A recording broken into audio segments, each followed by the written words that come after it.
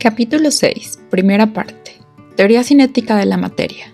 Como el lector habrá notado, los capítulos anteriores se dedicaron a discutir nociones muy básicas acerca de la estructura molecular de la materia, empleando un modelo para un gas muy simple, pero poco realista. Como también vimos, este modelo resulta ser adecuado para describir las propiedades de los gases ideales. Estos gases, que no existen en la naturaleza, son imitados en cierta forma por su comportamiento por gases monatómicos de baja densidad, lo que llamamos habitualmente gases diluidos. En el mundo real, sin embargo, la materia dista mucho de comportarse así. Como mencionamos al principio de este libro, la materia se nos presenta en la fase gaseosa, líquida o sólida, y en cada una de estas fases tienen propiedades muy diferentes a las que exhibe en otras. Además, también hemos insistido en que hay cambios de fase. En estos, las especies moleculares o atómicas que forman la sustancia en cuestión se conservan inmutables, es decir, no hay reacciones químicas. De aquí que algo debe pasar en ellas que altera de manera singular sus propiedades globales en la nueva fase. Ciertamente, todas estas particularidades están fuera del alcance del modelo empleado anteriormente. Es entonces posible modificar dicho modelo para entender, por lo menos cualitativamente, cuáles son los mecanismos microscópicos subyacentes a todas estas diferentes manifestaciones de la materia.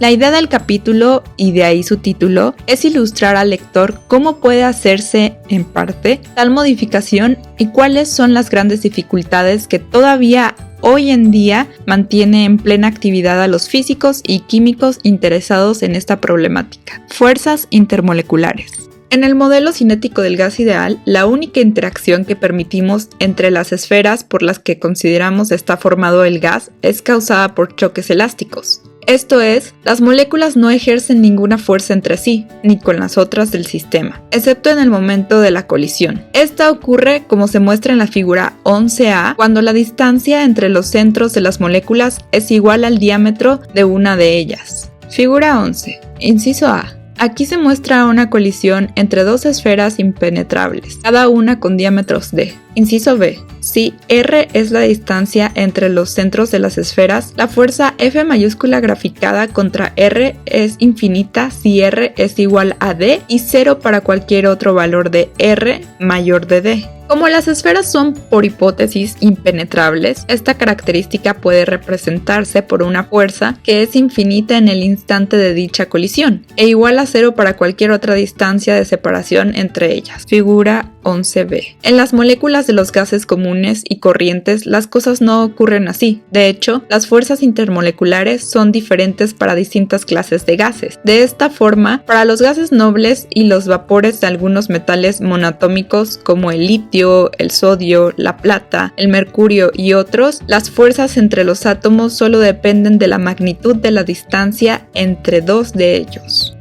Esto es, la fuerza entre los átomos solo actúa entre pares de ellos. Como los átomos no tienen una estructura interna, pueden concebirse como esferas, no rígidas, y como tales no exhiben diferentes configuraciones al variar su orientación en el espacio. Por lo tanto, decimos que las fuerzas son esféricamente simétricas. Si de nuevo llamamos D al diámetro de estas esferas, hay una fuerza repulsiva casi infinita cuando la distancia entre los centros de los átomos se aproxima al valor de un diámetro.